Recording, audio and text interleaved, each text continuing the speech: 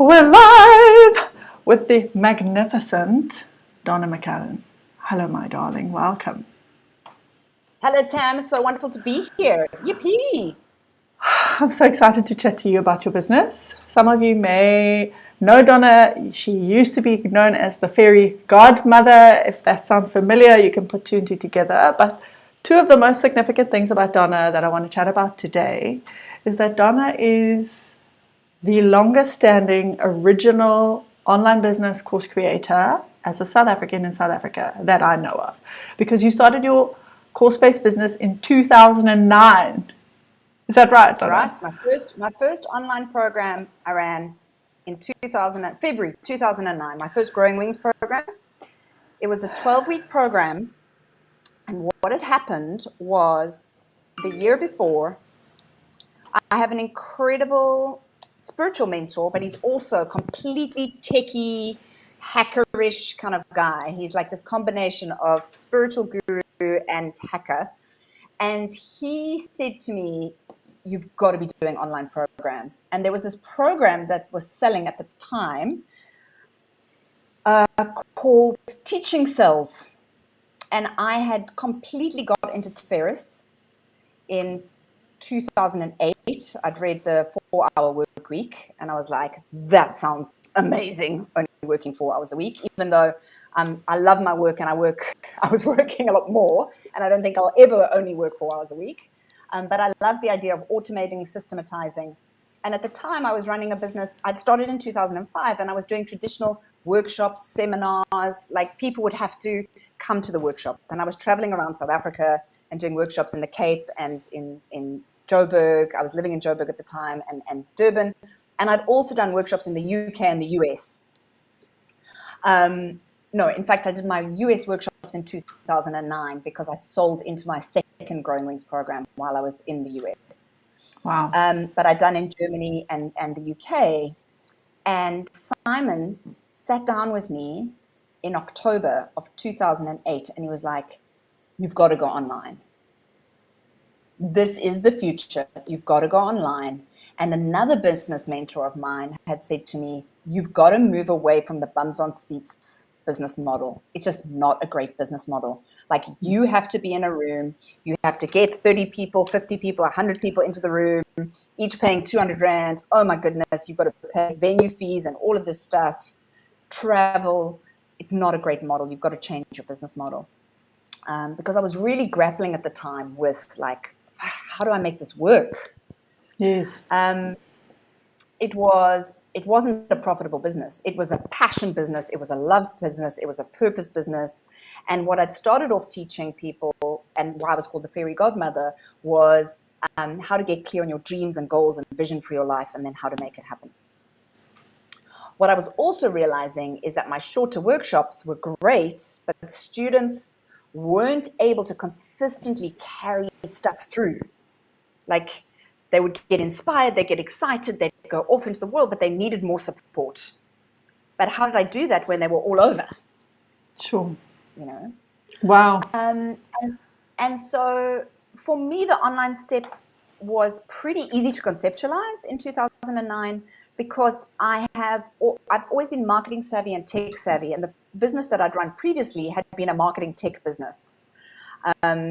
And I call myself, I was previously like a sin marketer. My big clients were tobacco, alcohol, and life insurance. What? Yeah. So I went from like marketing stuff that kills you and, then like get the life insurance. But at the time, what I had done in South Africa for the tobacco companies was I'd helped them transition from traditional marketing and advertising. And when they were banned from doing that, they had no idea what to do next. Right. And in 98, 99, I'd been in San Francisco, in Silicon Valley, with a startup there, and I'd seen what was happening in tech and marketing. Gosh. And so I came back to South Africa, and it was so and the internet, and it was so behind. And I went to the tobacco companies and said, you're about to be banned from advertising on cinemas and radio and, sponsoring the Benson and Hedges night cricket. What are you doing about it? And they said, we don't know. And I was like, you've known about this for 5 years and you don't know?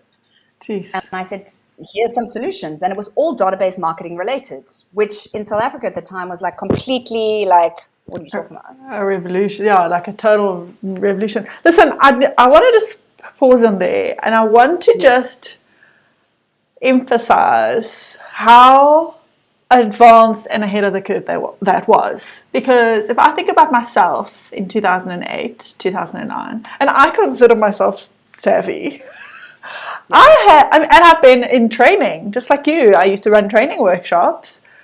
It took me until 2015, 5 years later, to hear about Tim Ferriss's 4-Hour Work Week and start an online business. So I don't know what magic and sorcery and US influence you had, but I cannot believe you started so early. That is amazing. And the perfect mix of marketing and tech, and then of course your calling to teach. Holy whack. So it has been this incredible confluence of stuff together. And it's one of the reasons I was able to be early. And being a pioneer and being early is a complete amazingness and a curse, I've got to tell you. I so identify with those pioneers who went west in America, or anyone who's been an early person and has had to hack through the jungles, like with machetes to get through. Because, everyone's like, oh my gosh, it's amazing. You started in 2009. But the tech to support an online business, taking payments in South Africa, taking international payments from South Africa, running a course, emailing, databases, all of that was so rudimentary. It was like macheteing. I mean, these sticky and bubble gums, like tech together to try and make it work. It was just like ridiculous. And the kind of prices that I paid for back-end website developments in the early days, like if I look at my back-end website developer, he was my highest payment guy. Yes. And because we had to build, like now people have got it so easy. You've got like your Kartras, your Kajabis, your Fundi tools that you use and recommend. Like I use Entreport, whatever you like, boom. Create it, do it. You can do it yourself. You can have a VA in the background doing it. Yeah, it's literally never been easier. I mean, even so, when I started, Canva wasn't a thing. If you're watching and you don't know what Canva is this most amazing graphics tool that real graphic designers hate because it just lets anybody make something that looks fairly acceptable. I remember trying to make my first PDF download as a lead magnet in some expensive tool. It took me weeks and it was still shitty. Whereas now, like you said, you can make graphics. You've got these funnel builders like Kartra and Kajabi and Fundi and all of these others. You've got this whole industry of team people who work with you, who can do your writing and your graphics and your admin support. It's never been better. So let's fast forward to now then in your journey. Like, what has happened? I think I asked you just before we got on the call, how many students have you had? How many people do you have in your community? I know you do some serious life-changing work. Like, what's unfolded since then? So what's unfolded since 2009 is that I was teaching manifesting, dreams, goals, vision in 2011. And so I launched my first online program, Growing Wings. It was a 12-week program to support people post my workshops. I then in 2011 realized that my students were having, and most of my students are conscious women who are really committed to living their best lives. And normally they're at some kind of pain point where like they've just got divorced or they want to leave corporate or they're empty nest syndrome or something's just happened that they're like, fuck it, I've got to change my life. This has got to be different. Yeah. And then one of the biggest sticking points that I found for most of my students was, and the biggest fear and the biggest stop around living their dreams was money. Like, it's all very good and well to think that I'm going to live my dreams, but what about the bills that I have to pay? Yeah. And so I then started teaching in the area of money. And that has been one of my just greatest joys, moving into empowering women around money. I had no idea how lacking it was until I started teaching in that area. Yes. And So fascinatingly, yeah, no, go. I was going to say you've got this signature program called Money Magic, which is amazing, yeah, that I highly yeah, recommend. And I've seen, like you say, so many people in there. I'm in your Money Magic program, and I've seen how people's lives, in terms of how to allocate your money, manage your money, build a healthy relationship with money, the people I've seen in your community, how their lives have changed is unbelievable. yeah, yeah, From people like millions in debt to like multimillionaires. yeah, yeah. It's profound. It's just profound. And for me, like the teaching about money was never the thing. The teaching was about, like how to live your dreams and goals. And then I realized money was absolutely like a foundational Yes, problem there. yes, yeah. And fascinatingly, I had studied finance at university. I had been good with money. I'd had a good money foundation myself. I'd gone through money challenges in living my purpose and doing this business. I'd gone through money challenges, so I kind of got it. Anyway, so I was teaching about still manifesting your dreams and goals and money. And then I created a whole lot of small programs. And because I've been doing it for so long, and also because I got caught up, Tam, in this complete, I call it shiny object syndrome. Ah, yes. In 2009, I started, there was very little. There was no webinar platform for me to use. I found one that Indians had created, and we created. I would say to students, we're going to do webinars, and they would say, what is a What? webinar? And I say, it's like a web seminar. It's like a seminar on the web. I mean, I was saying that to people until 2014. It's like a web seminar. My first free webinar that I ever ran, like a Wow. free one, like a masterclass, I ran in 2011. I had 110 people sign up and 105 people show up. It was free. Wow. Okay. So the show up rates originally, now if you know anything about this business now, you'd be lucky if you get 10 or 20% show up rates on a free webinar. Like Yeah, I had yeah, 5 yeah. people not show up for it. Like that's how like New, yes, and fresh, and new, like, different, fresh people were like, oh my goodness, I've said yes to this thing. I've got to show up. sure. Anyway, so I got shiny object syndrome problems because Facebook didn't have business pages. Then it suddenly had business pages. I was like, oh my goodness, I've got to have a business page. Uh-huh. Then Twitter launched. And I was like, oh my goodness, I've got to be on Twitter. Then Pinterest. Then Google Circles. You may not have even heard of it, but Google Circles. Next thing I was circling. And next thing I was LinkedIning. And next thing. And so every time there was this next, you've got to be on this and you've got to be, and if you want to build an audience, you've got to be on that. And there were very few like internet marketers at the time that were teaching people how to do kind of big courses, but there was a lot of hype around, you've got to be on this social media and get followers. Mm-hmm. There was also starting to come like, oh, the way to make this business work is to have memberships, or the way to make this business work is to have high ticket items, or the way to make this business work is to have.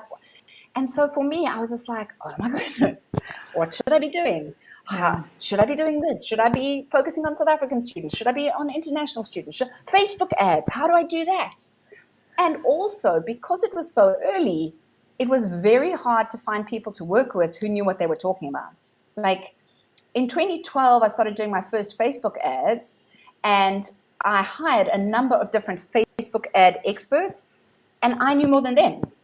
Yeah, yeah. Look, I mean, that's still actually a problem, but not, I'm sure, nothing like in 2012. Like today, you can get a social media marketing agency who can maybe get, yeah, who knows how to, exactly, I'm trying to be very delicate here, who knows how to make a few Canva posts and schedule them.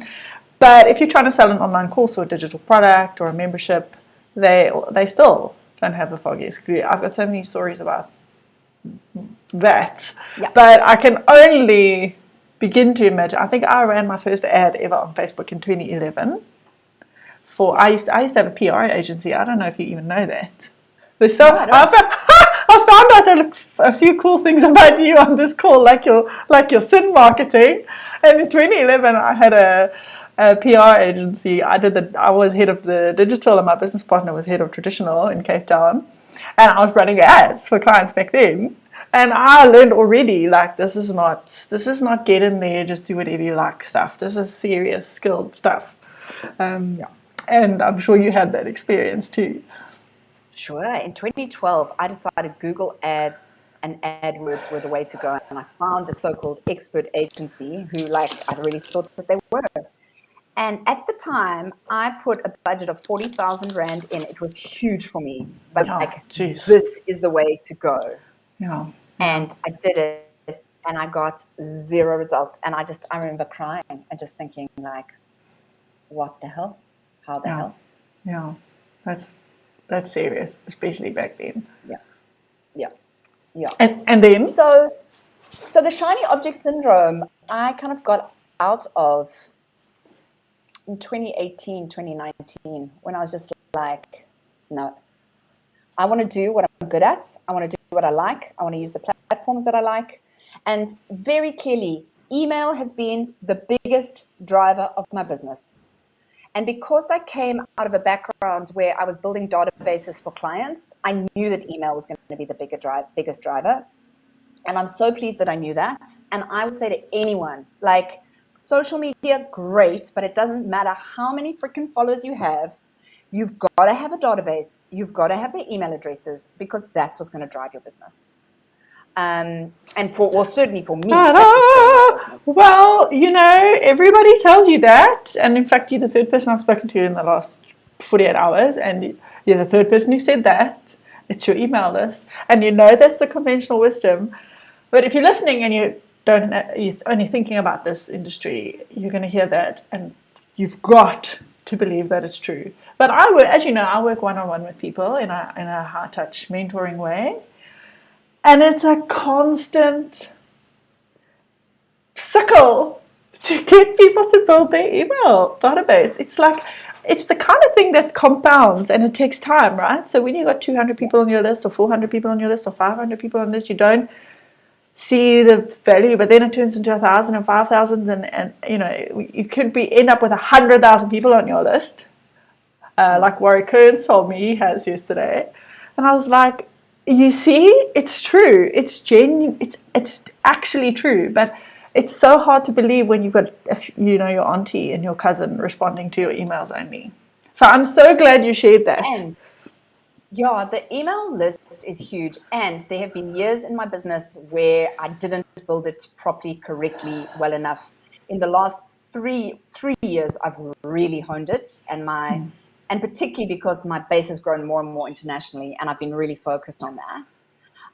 And that's the beauty of having an online business, is that you can really focus where you want to geographically in the world. And so it's really honed, and I can tell the difference in my business being honed more and more and more.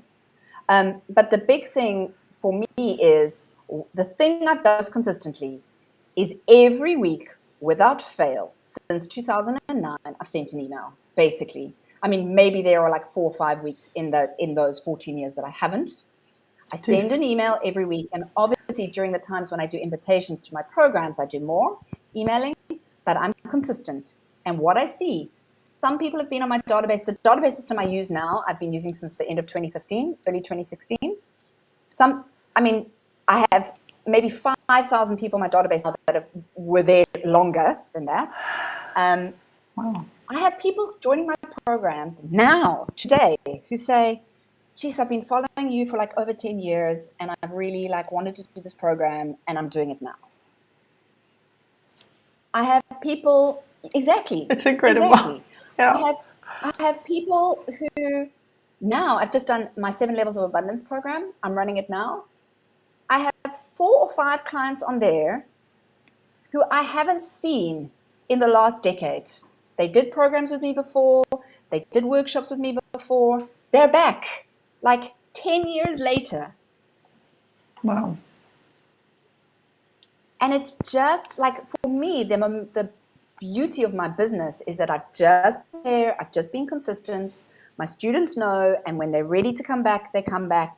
Many of my students come back. 65% of my students come back for more courses with me, because one of the things that I have really focused on, and kind of even more than database building, what I focused on, and probably to the detriment of database building, I focused on having my students participate through the whole program.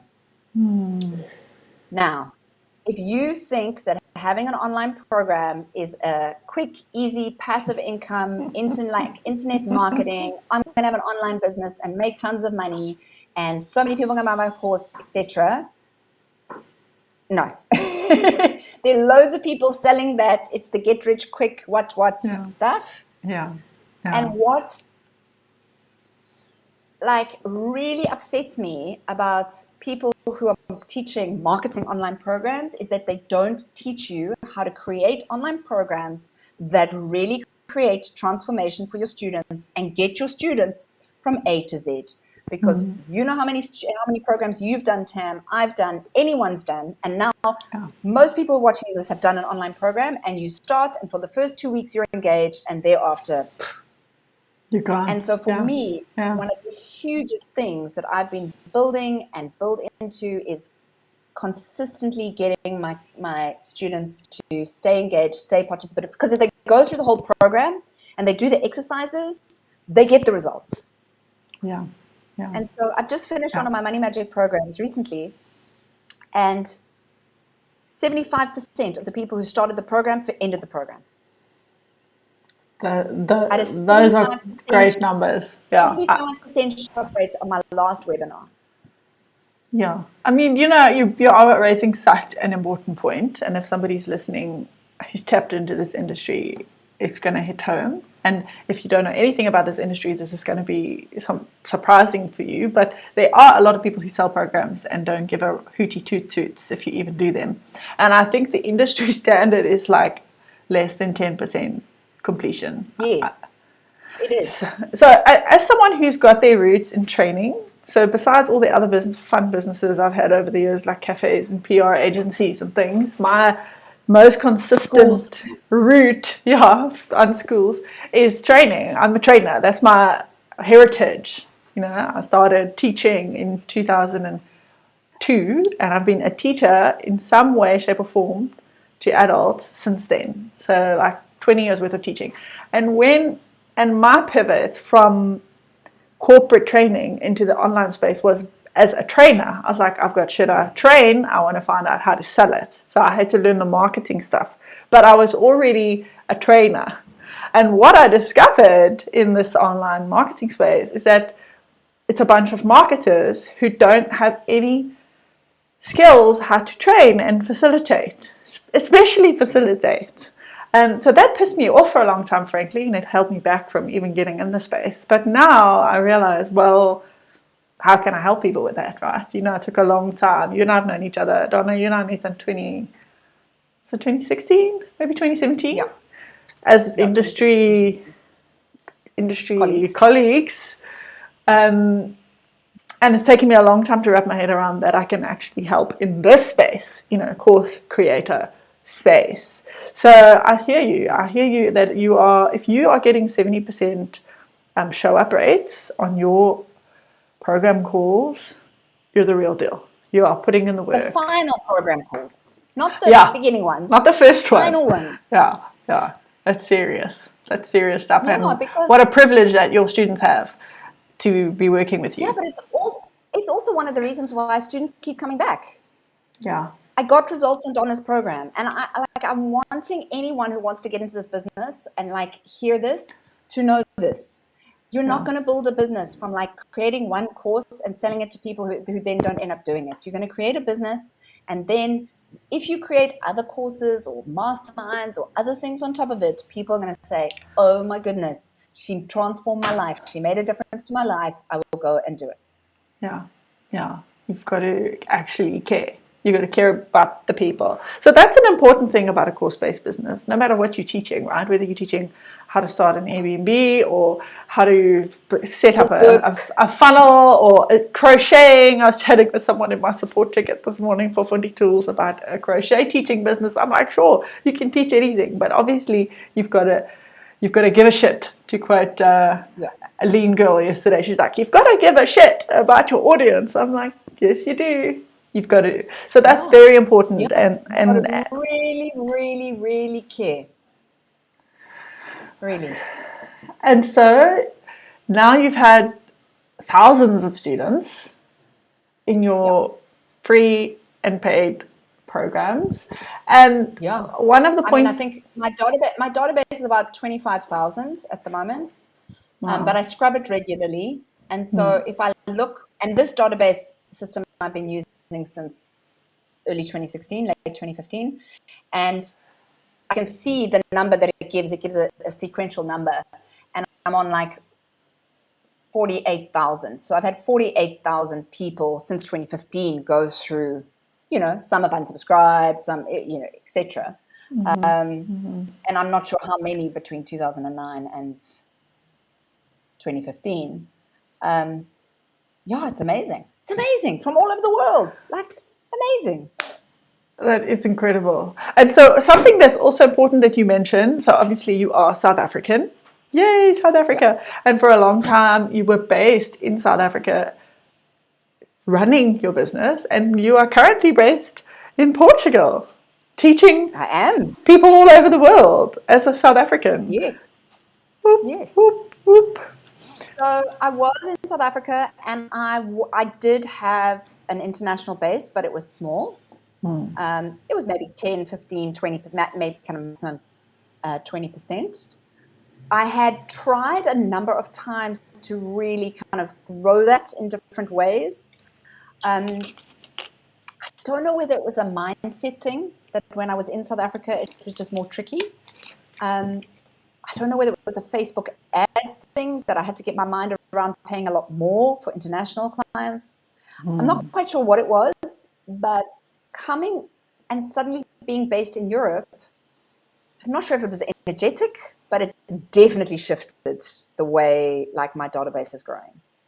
Wow. I teach manifesting money and now magic subsequently, which is my more woo-woo, spiritual, body, mind, soul alignment stuff. And I think there was a significant shift in energy about being geographically now situated in Europe, kind of in the middle of the world. I think in South Africa, we tend to be very on the tip of the edge of the rest of the world, and it takes hours to fly anywhere. So my international base is growing beautifully. And I've always, since 2012, I think, charged my international students in dollars and my South African students in rands. And in 2012, it was 10 to 1. So I charged at a 10 to 1 rate. And then I've continued to charge at a 10 to 1 rate. That's something very unique about you, and something that I really love about you. I show people that on your sales pages often if I'm teaching about this model, because it's very unique and really fair, and I really honor and respect that. Like a 20,000 Rand and a $2,000 today, $2,000 today is like 40 something Rand actually, but you keep it pegged at 10, and I think that is incredible and generous and amazing. Yeah, thank you. I remember chatting to a mentor about it maybe 5 years ago, and they were like, "You're crazy. You should be charging these. Everyone's charging. South Africans are used to like in dollars, blah, blah, blah." But I just know as a South African, like also if I wanted to do monthly payments for a course, not knowing how much the monthly payment is going to be, because the Rand is so volatile. It's too stressful. No. And software. So after I've taken your leadership on that. I charge my software in rands so that people can know, even though I'm paying in dollars, because my model is I've licensed the software, and per user I pay in dollars that software, and I'm literally taking the currency risk. I've got a tiny little margin for risk, and then I'm charging in rands, and if the dollars go to whatever the hell the dollars are doing, it doesn't affect the user on Fundi. And that's to help South Africans, because if you subscribe to a $200 American software system, sometimes that's $4,500, sometimes it's more, sometimes it's less, sometimes it's $3,000. If you're just starting out, you can't take that. My software costs have gone up by 20,000 Rand a month in the last, since the Rand depreciation. Now, Yeah, I mean, that is 20,000 rand. it's hideous and that's ridiculous. And the same, and I'm also charging in rands now for my high ticket programs, which is also from taking a leaf out of your book and charging half what the international market for South Africans. You know, my group coaching program is 20,000 rand as opposed to my mentor, who I learned from, who's also launching right now. His program for the same amount of time is 45,000 rand. Because South Africans deserve it. They deserve a chance. I mean, I've really got that. You can hear I'm getting all fired up. Like, I'm passionate about South Africans just not having to go through what I went through in 2015 and what you went through in 2009. Like, hacking this industry is actually quite tough if you can only buy in dollars, work with Americans, buy American systems, and like bubblegum and sticky tape, like you said. Yeah. Can't do payment gateways. I still bubble gummed and sticky tape because my main database can't do a South African pay. I mean, it's just like, Yes. So. Yes. So here you are now, and to kind of bring us to a close on your fantastic journey, what is there anything that you would do differently? There's three things.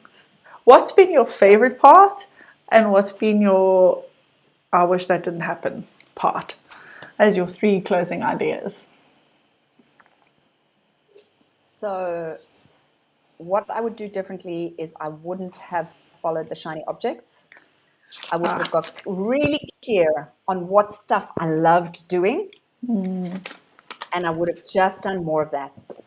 I loved doing PR stuff, like traditional media stuff, and when all of the social media stuff came, I got distracted from my PR and wasn't on radio, television, all of that as much.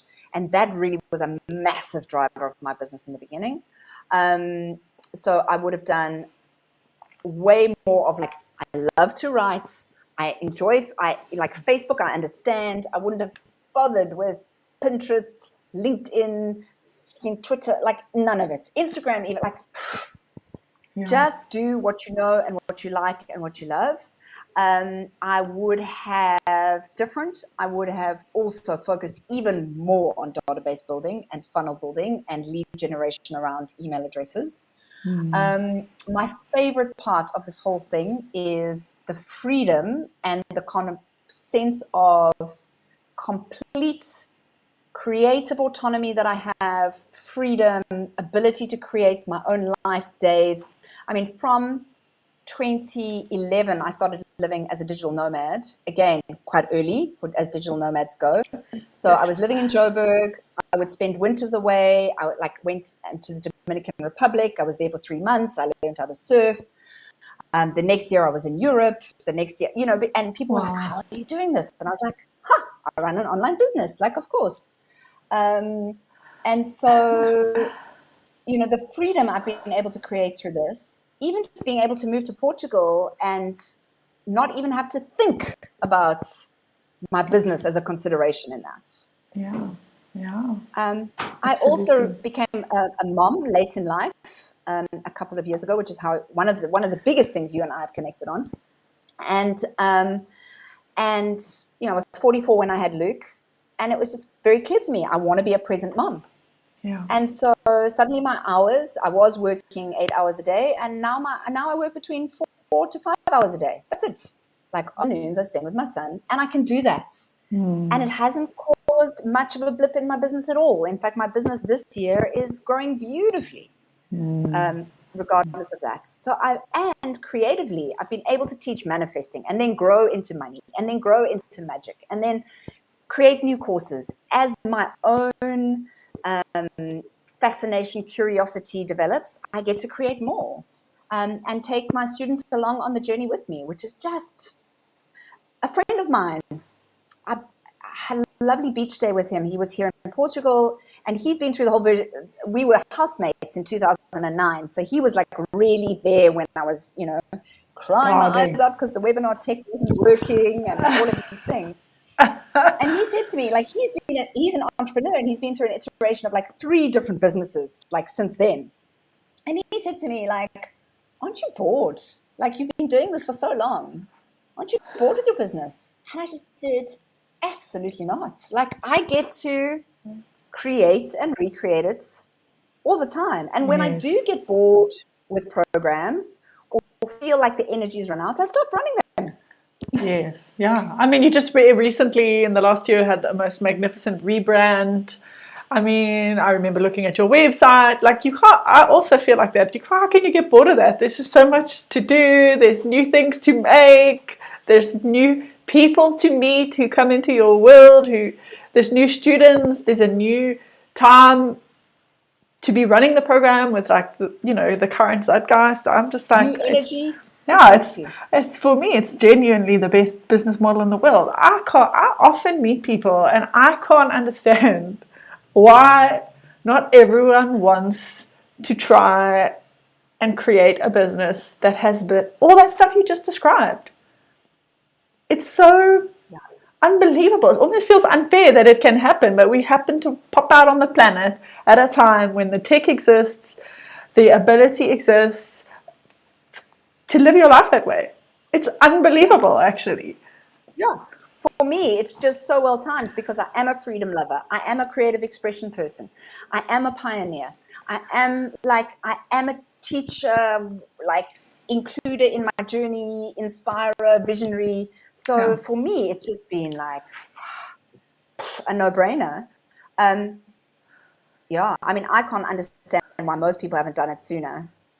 And why most people who saw the potential, I mean, I've got a very dear friend of mine who was like in 2012 sat down with me and said, oh, you run an online business, tell me about it, and still hasn't got it up and running. Yeah. And I know that tech is a big stop. Sure. It is. I know getting your head around that is a big like stop for people, but it's so much easier now, and you've just got to take the first steps. And I run the most tech basic business. You do, yeah. I really do. You do, yeah. I mean, I don't have a membership, hosting, learning management system platform. I don't. I email my students, they come onto a Facebook group, do webinars. Yeah. It's that simple. Yeah, no, I mean, I also talk about that when people start giving me a tech objection. Look, I like tech. I use a membership thing myself. You log in, it's fancy, blah blah. But it's not necessary. I tell people, Donna, who has a huge audience, a successful business, she supports her whole family. She lives in Portugal. She spends time with her son in the morning, and she will send you a link to a YouTube video for her program. So cut the crap. You can do it. Like, that's what's happening, right? Yeah, no one's ever said to me, oh my gosh, your video's on YouTube. It can be that simple. It can be that simple. Yeah. That's amazing. Yeah. That's so beautiful.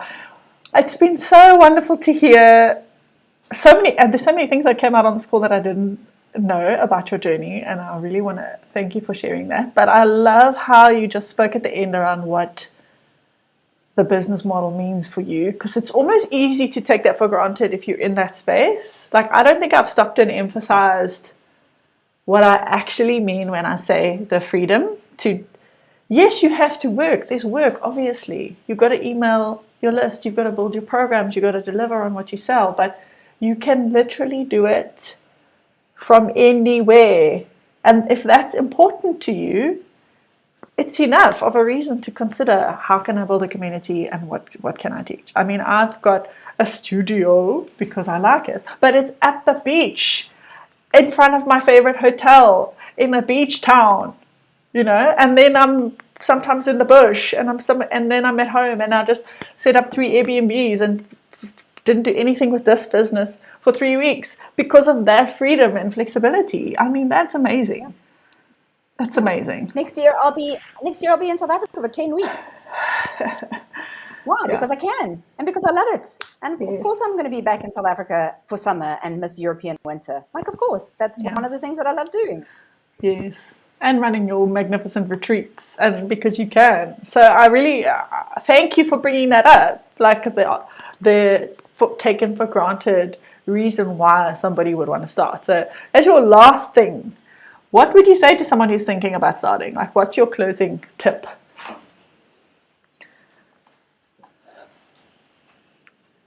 My closing tip is just start. Just start. Yeah. And the place to start, this is how I started. I started doing an email newsletter. Mm. and I just started. And initially, I sent it to friends and family. That was it. Friends and family got it. This is what it's about. This is who I am. And, you know, some of them unsubscribed. Oh, well. And some of them stayed on. And, you know, and I just kept saying, this is what I'm doing. This is what I'm doing. This is what I'm doing. This is what I'm doing. And just keep telling people what you're doing. That's the big thing. Just keep showing up and consistently every week or twice a week or every day. It doesn't matter. Whatever your consistency is, whatever your rhythm is, just keep telling people what you're doing and sharing value with them. Amazing. Donna, I think you're magnificent. You're amazing. Thank you so much for sharing your story for everyone. You know, obviously when you're a teacher of a certain subject, it's not common to hear the behind the scenes of how the business came to be and the model and the mechanism and the lifestyle and all that wonderful stuff. So I'm really grateful. And I can't wait for people to be inspired by the magnificent journey you've been on. Thank you. Thank you for inviting me. I'm so excited to share it. And really, if you're even thinking about it or inspired about it, just start. And you'll learn as you go. That's how it works. That's how business works. That's how any business works. Yes. You will learn as you go. And like necessity is the beautiful kick up the bum of learning. Like, oh my goodness, I've got a course. I need a webinar platform. Okay. Let me figure it out. Of course, I better sort it out. Exactly. Thank you so much, darling. I hope you have a magnificent rest of your day. Thank you. Bye-bye. Go well. Bye.